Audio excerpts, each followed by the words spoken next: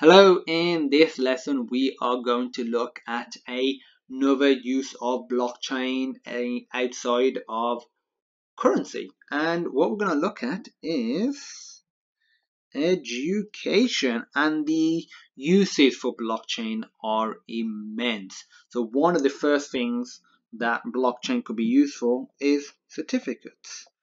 So certificates, and this could be used to track grades. So if you use a blockchain based network, imagine a global, this is Earth right here, and this is meant to be the different countries. So as you can see, it's a very accurate representation of Earth. I really should be an artist. That just looks like a dodgy X with a circle in the middle. Okay, so that is Earth. So a global network that holds certificates, or more importantly, tracks grades. So if you were to go from one institute to another, so let's say if you did a degree in one university, and maybe you did it 20 years ago. So assuming blockchain, this education network has been around for decades, and you did a degree 20 years ago, it's tracked, it's on there. It doesn't matter whether you go a year later and somebody wants to see the grade, the certificates, they can see them. They don't need your original copy. If anything, they don't want your physical copy, because the network will have a more accurate representation of what you actually did and actually achieved, even if that institute is no longer around for whatever reason. So that's a very, very powerful thing. Another thing that this could be useful is for refugees. There are refugees around the world, especially from war-torn countries, that are highly educated, but unfortunately they are unable to get hold of their records. So there's no proof to say they are an engineer, that they're a doctor, they're a lawyer, they have these qualifications. But if it's a global network that's decentralized, distributed, that's outside of any one schooling body, it doesn't matter if they're a refugee, it doesn't matter if they want to do something with it 20 years later, a year later, or whether it's within education or somewhere else, or the original institute is no longer around.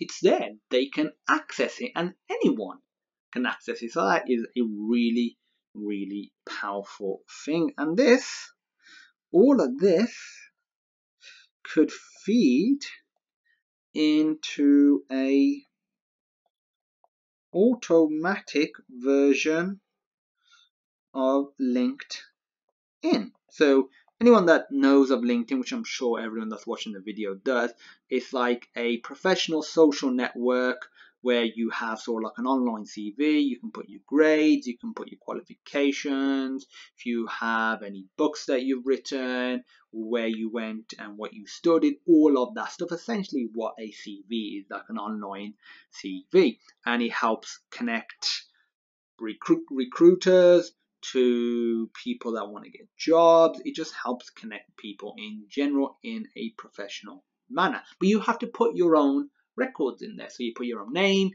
put your own details, you put what you've achieved, what grade you achieved, and let's just say some people do fabricate their achievements. Whereas if it was an automatic system that automatically retrieved it from a blockchain system, and all you had to do was just prove your identity, maybe using a passport number or a driver's license, or maybe some other blockchain based network, it just automatically retrieves it. And also, as you do new stuff, maybe you get another degree or a diploma, or you work somewhere, it automatically just populates it. That would be awesome. I think that would free up a lot of people, and it would just be very, very accurate. Another cool application is attendance. So if attendance was recorded on a blockchain based network, people outside of that institute could see how punctual an individual is. So imagine if I go to a job interview and maybe all throughout my education I've been punctual, I've been on time, I went to every single lesson, lab, lecture, everything that there ever was, and maybe extracurricular activities as well that were tracked using a blockchain based network. Imagine if that's all tracked. And I go to a job, they just have to pull me up in the network and they can see that this person is very punctual. And maybe they have another person that maybe is slightly more qualified than I am, but they see that person is not punctual at all. And they would rather have somebody that is punctual and that clearly will put the work into it, even though they might not be as qualified. So it just essentially provides all of the facilities that we have right now, but just a more accurate, up to date, and almost tamper proof version of ourselves.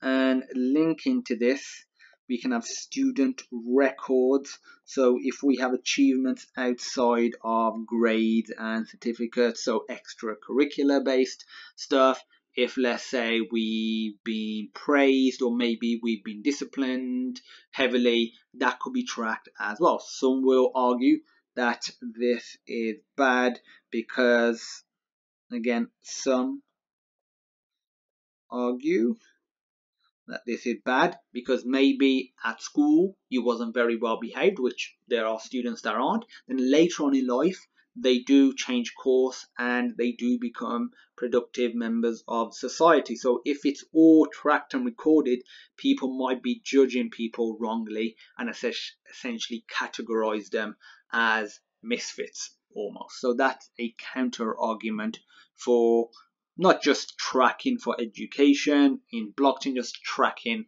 people in general.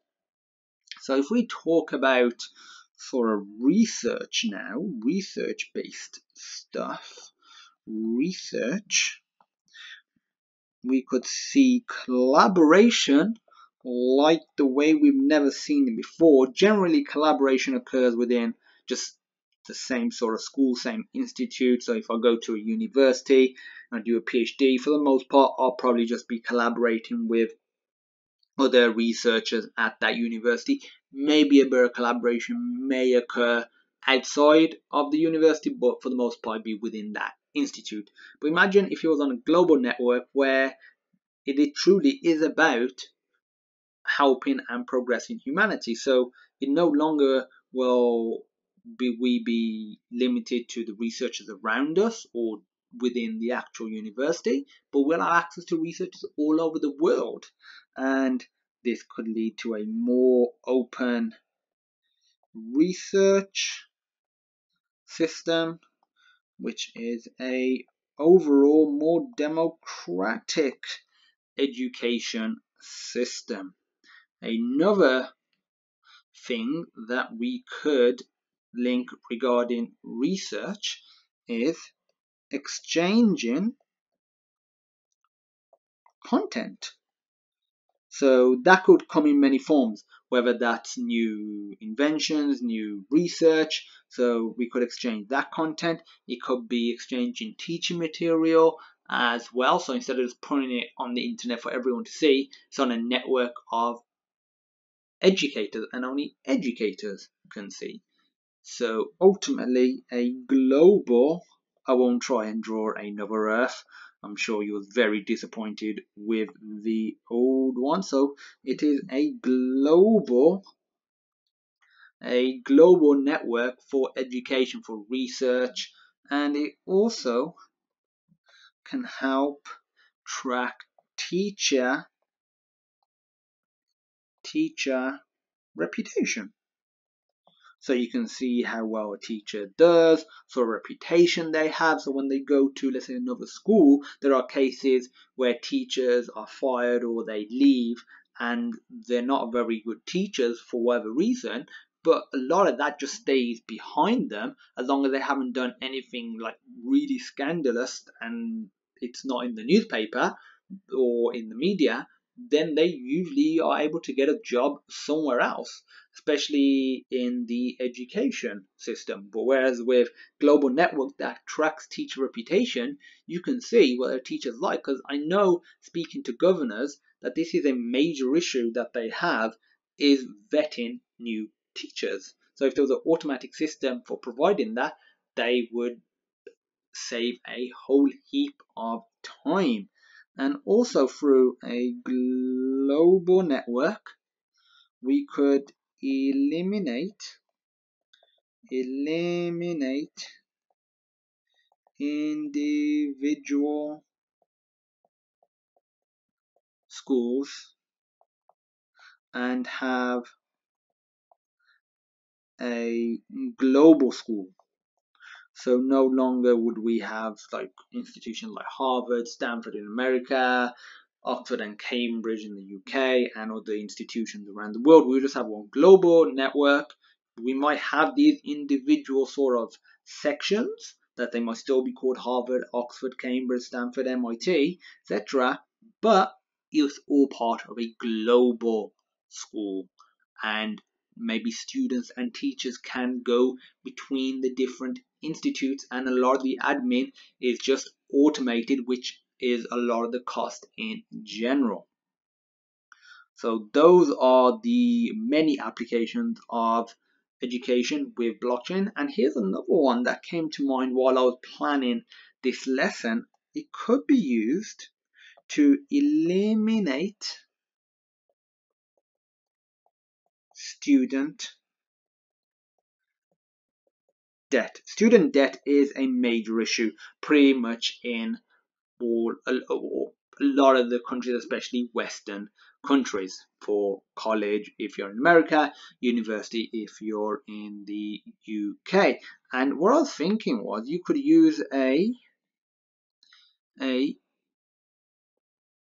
economic output system, so almost like an EOS.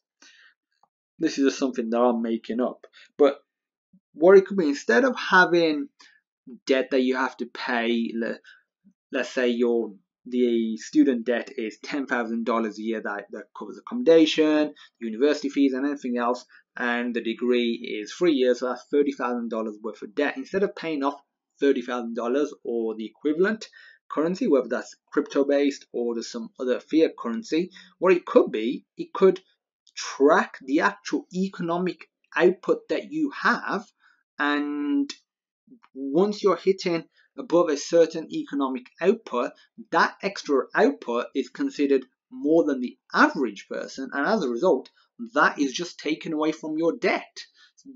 I think that's just a crazy system, because imagine if you have two people, they both graduate with the same degree, same university, very similar people, but one person provides economic output of £50,000, or let's say, let's just keep it to dollars, $50,000. So person A economic output is $50,000 per year, and let's just say it's consistent that is as always $50,000. And person B, maybe it's his best friend, and she has a economic output of $5 million. For now, let's just ignore what they're outputting. Let's just say it's very useful to the economy. In a way, is it fair to say the person who's providing this much economic output, and let's say it is of true intrinsic value, that this person should be paying the debt, because then they provided the output to the economy? Some people may argue this person is worse off, and as a result, financially, and as a result shouldn't have to pay as much. But you could say, well, this person has in a way worked harder or worked better using their skills, obviously excluding any family issues or any other factors like that. If everything else is the same, all else held equal, I think the Latin saying is ceteris paribus, so all else held equal, then this person has clearly already provided more than $30,000 worth of extra economic output. So I think that's a really cool potential system. So eliminating student debt.